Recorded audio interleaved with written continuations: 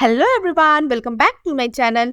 So my piggy boss के episode 3 के starting में हमें दिखाया जाता है कि यहाँ पर यांग जू की मॉम से मिलने आती है। तो जू की मॉम उसे कार्ड देती है और बोलती है कि इसमें 5 मिलियन वॉन है, तुम इसे रख लो। तो यहाँ पर यांग उस कार्ड को जू की मॉम को वापस कर देती है और बोलती है कि सॉरी, सब मेरी गलती है, मेरी वजह से हुआ। यहाँ पर यांग को ये लगता है कि जू की मॉम उसे डांट रही है, तो इसलिए वो यहाँ पर माफी मांगने लगती है और झूठ बोलती है कि सॉरी, मेरी वजह से सब कुछ हुआ, मैंने ही बॉस का फायदा उठाया। बट आप चिंता मत करिए, मैं बॉस को छोड़ दूंगी, मैं कल ही कंपनी छोड़ दूंगी, बल्कि कंपनी क्या, मैं तो ये शहर ही छोड़कर चली जाऊंगी। तो यहाँ पर जू की मॉम बोलती है कि तुम्हें कंपनी छोड़कर कौन जाने को बोला, मैं तो तुम्हें ये पैसे रखने के लिए दे रही हूँ, ना कि मेरे बेटे को छोड़ने के लिए। तुम ये पैसे रख लो और इससे तुम अपना घर का खर्चा चलाना, मेरे बेटे को जो खाना खिला रही हो उसका खर्चा भी उठाना, क्योंकि जब वो पिग में कन्वर्ट होता है तो उसे बहुत ज्यादा भूख लगती है और वो बहुत खाता है। तो इसलिए कहीं तुम्हें पैसों की दिक्कत ना हो, इसलिए तुम इससे रख लो और इससे ही तुम उसका खाना खरीदना।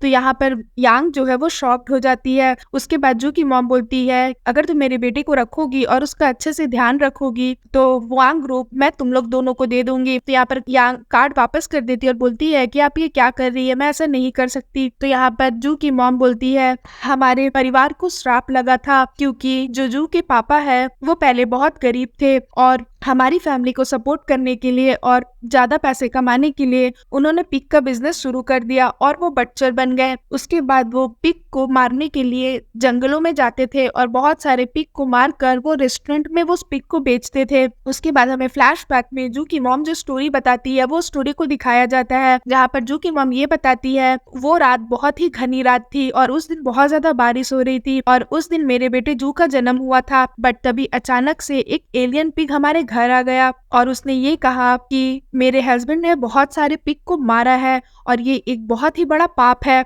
तो उस पाप की सजा हमें भुगतनी होगी। और उन्होंने मेरे बेटे को ये श्राप दिया कि जब भी सनसेट होगा, मतलब कि शाम होगा, मेरा बेटा एक पिग में कन्वर्ट हो जाएगा जब तक कि दोबारा सूरज नहीं उग जाता। और ये तब तक होते रहेगा जब तक वो 27 साल का ना हो जाता और उसे एक लड़की नहीं मिल जाती, पर वो लड़की और मेरा बेटा दोनों में सच्चा प्यार होना चाहिए। और जब उन दोनों का फर्स्ट किस होगा तब जाकर के ही मेरा बेटा हमेशा के लिए ह्यूमन में कन्वर्ट हो सकता है और ये श्राप से उसे मुक्ति मिल सकती है। और ये श्राप देख के वो एलियन पिग वहां से चला जाता है। उसके बाद वो अपना स्टोरी कंटिन्यू करती है और उसे बताती है उसके बाद जब मेरा बेटा बड़ा हुआ तो हमेशा उसने ट्रू लव खोजने की कोशिश की, बट जो भी लड़की उसकी लाइफ में आती थी, जब सबको ये पता चलता था कि वो शाम होते ही पिग में कन्वर्ट हो जाता है, सभी को इसे छोड़कर चली जाती थी। उसके बाद वो जब बड़ा हुआ तो उसे एक लड़की मिली जिसे वो सच में प्यार करता था, बट वो लड़की को भी जब उसकी सच्चाई पता चली तो वो भी उसे छोड़कर चली गई। उसके बाद वो जू के लिए छोटा सा बॉक्स खरीद लेती है और यहाँ पर जू की मॉम उसे बोलती है कि मेरा बेटा बहुत ही अच्छा इंसान है, तुम चाहो तो उससे प्यार कर सकती हो, तुम उसकी ट्रू लव बन सकती हो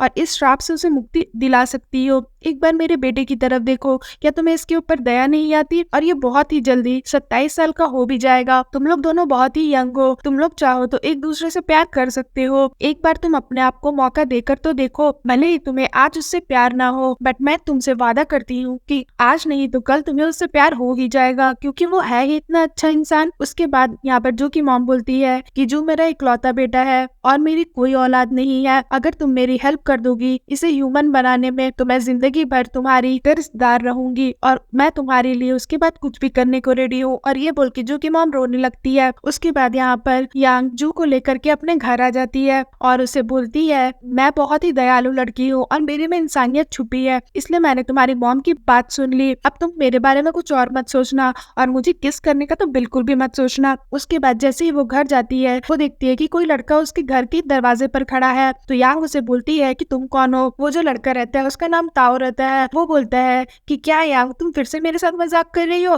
मुझे पता है कि बहुत साल हो गए, हम दोनों एक दूसरे से मिले नहीं थे। तो यहाँ पर यांग अपनी रूममेट को बुलाती है। तो ताओ बोलता है कि ज्यादा चिल्लाओ मत, अगल बगल वाले उग जाएंगे। तो यांग बोलती है कि तुम चोर हो, निकलो यहाँ से। तो ताओ से बोलता है तुम ये कैसी बातें कर रही हो, तुम मुझे चोर क्यों बोल रही हो? तो यांग उसे बोलती है कि तुम यहाँ क्या कर रहे हो। तो ताओ उसे बताता है मैं 2 दिन के लिए फ्री हूँ, उसके बाद मुझे बहुत सारा काम होगा, तो इसलिए मैं तुम्हें मिस कर रहा था, तो तुमसे मिलने आ गया। तो यहाँ पर जू भी ये सारी बातों को सुन रहा होता है। तभी यहाँ पर यांग की रूममेट आती है और उसे बताती है अब हमारी यांग का एक बॉयफ्रेंड है जो उसे पसंद करता है और वो है हमारे ऑफिस के बॉस। तो यहाँ पर तो ये चीज सुनकर शॉक्ड हो जाता है। उसे बोलता है कि क्या यांग ये सब सच है और अभी तुम लोग कौन से स्टेप पर हो। तो यहाँ पर यांग की रूममेट बोलती है ये लोग तो एक दूसरे के पेरेंट्स से भी मिल लिए हैं। तो ताओ बोलता है कि क्या सच में। तो यांग बोलती है कि नहीं नहीं ऐसा कुछ नहीं है, मैं जू के पेरेंट्स से अभी तक नहीं मिली हूँ। उसके बाद यांग बोलती है 1 मिनट, ऐसे तुम्हें कैसे पता चला कि मैं उसके पेरेंट्स से मिल ली हूँ। तो सुई बोलती है कंपनी में जो कुछ भी होता है वो मुझसे छुपा नहीं है, मैं सब कुछ जानती हूँ। उसके बाद सुई बोलती है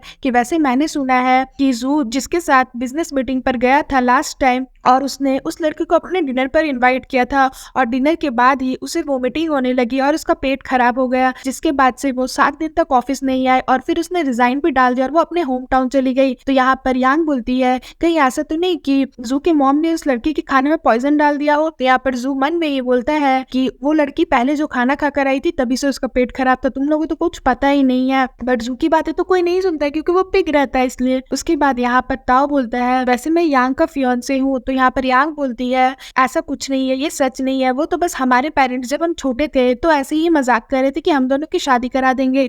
तो ताओ यहाँ पर बोलता है कि यांगी तुम क्या बोल रही हो, हमारे पेरेंट्स की फ्रेंडशिप का तो लिहाज रखो, उन्होंने बोला था कि हम दोनों की शादी कराने, तो उनकी फ्रेंडशिप के नाते तो हम शादी कर ही सकते हैं और आज नहीं तो कल मैं तो तुमसे ही शादी करूंगा। उसके बाद यहाँ पर यांग जू का फोटो दिखाती है ताओ को और बोलती है कि देखो ये हमारा बॉस है, सबसे हैंडसम बॉस और इनके पास बहुत ही पैसा है। तो यहाँ पर जू अपनी तारीफ सुनकर बहुत खुश हो रहा होता है मन ही मन। उसके बाद यहाँ पर ताओ जू को देखता है और बोलता है अरे वाह ये तो बहुत क्यूट पिग है, क्या तुम ये मेरे लिए लाई हो, चलो हम लोग इसे पकाकर खाते हैं, वैसे भी कल मेरा पिकनिक है तो मैं इसे लेकर जाऊंगा। उसके बाद यांग बोलती है कि कैसा पिकनिक। तो ताओ उसे बोलता है कि बहुत साल हो गए हम लोग दोनों डेट पर नहीं गए हैं, तो कल हम लोग डेट पर जाएंगे। तो यांग बोलती है कि हम लोग कब डेट पर चले गए, पहले भी हम लोग डेट पर नहीं जाते थे। तो ताओ उसे बोलता है कि जब हम छोटे थे तो हम लोग दोनों स्कूल तो साथ में जाते ही थे, तो वो डेट हुआ ना। तो यांग बोलती है तुम पागल हो गए हो। तभी यहाँ पर ताओ पिक को छीनने लगता है। ताओ बोलता है मुझे ये दे दो, मैं इसे खाऊंगा, बट यांग मना करती है। उसके बाद यहाँ पर वो लोग करते हैं और यहाँ पर जू उन लोग तीनों को देख रहा होता है और यहाँ पर ही वो लोग तीनों ड्रिंक भी करते हैं। उसके बाद यहाँ पर ताओ से बोलता है कि पता है यहाँ मैंने कार भी खरीद ली है, मैंने हम दोनों के फ्यूचर का भी सोच लिया है, मेरे फ्यूचर में और मेरे दिल में हमेशा तुम ही रहोगी। तो यहाँ पर यांग बोलती है क्या पागल जैसी बातें कर रहे हो, कितने डिस्कस्टिंग हो तुम, क्योंकि यांग को ताओ पसंद नहीं रहता है इसलिए। उसके बाद वो लोग सभी कोई जब खा के चले जाते हैं तो ताओ जू के पास आता है और उसे छूने लगता है। तो यहाँ पर जू को थोड़ा सा अनकंफर्टेबल फील होता है। उसके बाद वो जू को उठा लेता है और उसे बोलता है बेबी कल हम लोग पिकनिक चलेंगे, ठीक है, तुम तो बहुत ही क्यूट पिक हो। उसके बाद वो बोलता है कि मैं तुम्हें अपने न्यू कार में बैठाऊंगा। तो यहाँ पर जू बोलता है न्यू कार, तुम्हारी तो चाबी देख के लग रही थी जैसे कितनी साल पुरानी है, पता नहीं तुम कहाँ से अपने न्यू कार को लेकर आए हो। उसके बाद यहाँ पर वो पिक को बहुत ज्यादा परेशान करने लगता है, मतलब जू को। तो यहाँ पर जू चिल्लाने लगता है यांग का नाम लेकर कि प्लीज आओ और मुझे बचाओ, बट उसकी बातें तो कोई नहीं सुनता है क्योंकि वो तो पिग रहता है, वो बोल नहीं पाता। लेकिन फिर भी यांग आती है ताओ के पास और उसे बोलती है कि इस पिग को छोड़ दो और चलो तुम जाकर के सो जाओ, और वो ताओ को वहां से ले जाती है। उसके बाद वो जू को बोलती है कि चलो अब तुम भी सो जाओ। उसके बाद यहाँ पर दोनों सो जाते हैं और यांग जो है वो जू को ये देखकर जू की मॉम की बातों को सोच रही होती है और जू भी यहाँ पर यांग को कंटिन्यूअस देख रहा होता है। उसके बाद जब आधी रात हो जाती है तो ताओ उठता है और वो बोलता है कि अरे यांग यहाँ सोफे पर क्यों सोई है, और वो जैसे ही जू को देखता है वो बोलता है अरे ये बदबूदार पिग यहाँ पर क्या कर रहा है, ये तो मेरी गर्लफ्रेंड का नींद खराब कर देगा। और वो जू को वहां से उठाकर ले जाता है और बालकनी में जो बैग लटका हुआ रहता है उसे उस बैग में डाल देता है। उसके बाद हमें सीन में दिखाया जाता है फ्लैशबैक में कि जू को जो कि एक बटलर शॉप में रहता है और तभी उसे एक डब्बे से आवाज आती है। तो वो उस डब्बे के पास जाता है, उसे लगता है कि उस डब्बे में कोई है। तो जैसे ही वो उस डब्बे को उठाता है वो डब्बा उस पर अटैक करने लगता है और उसके बाद वो जैसे ही उस बॉक्स को टेबल पर रखता है और चाकू से काटने जाता है, सुबह हो जाती है और यहाँ पर जू दरवाजा खोलने के लिए चिल्ला रहा होता है। है, बोलता है कि यांग प्लीज दरवाजा खोलो, अगर तुम दरवाजा नहीं खोलोगी तो मैं तुम्हें फायर कर दूंगा। तो यहाँ पर यांग नींद से उठती है और दरवाजा खोलने जाती है। उसके बाद ताओ उठ कर आता है और बोलता है कि सुबह सुबह गेट कौन नॉक कर रहा है। उसके बाद यहाँ पर यांग और जू दोनों शॉक्ड हो जाते हैं ताओ को देखकर, और तभी यांग की रूममेट भी उठकर आ जाती है और वो भी जू को देख लेती है ऐसी हालत में। तो यांग बोलती है कि 1 मिनट रुक जाओ, मैं तुम लोग दोनों को एक्सप्लेन कर दूंगी सब कुछ, और फिर सीन यहाँ पर खत्म हो जाता है। सो फ्रेंड्स, अगर आपको मेरी ये वीडियो अच्छी लगी हो तो प्लीज मेरी वीडियो को लाइक करिएगा, मेरे चैनल को सब्सक्राइब करिएगा। मैं जल्दी इसके न्यू एपिसोड लेकर के आऊंगी जो बहुत ज्यादा इंटरेस्टिंग होने वाला है, तो उसके लिए वेट करिएगा। सो फ्रेंड्स, आज के लिए बाय बाय, मिलते हैं फिर से एक न्यू वीडियो के साथ।